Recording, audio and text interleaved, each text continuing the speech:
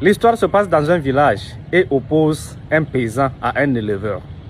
Le paysan a son champ de maïs, mais très souvent, l'éleveur vient introduire son bétail dans le champ de maïs du paysan. Les animaux gâtent les cultures du paysan. Fatigué, un jour, le paysan décide de convoquer l'éleveur auprès des autorités locales. Mais l'éleveur qui a à sa disposition des animaux surdoit chaque temps les autorités locales avec soit un bélier, soit avec un bœuf. Et le paysan est déçu. Les bœufs de l'éleveur continuent pas à grossir. Il est fier, il est content, il danse. Au même moment, le paysan ne sait à quel sens se vouer.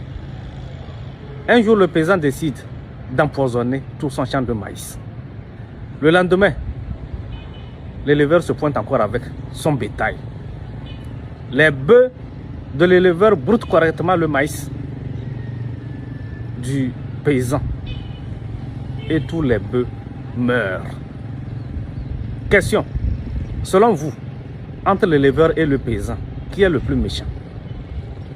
Deuxième chose, quelles sont les leçons que nous pouvons tirer de cette histoire?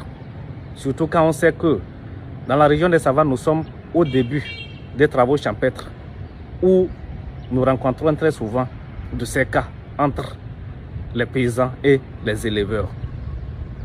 Troisième chose, quelles leçons pouvons encore tirer de cette histoire quand on sait que les gens croient qu'il faut surdoyer les autorités locales pour obtenir les faveurs de l'arbitrage? Je vous remercie. Alex Boukara, le fils des savanes.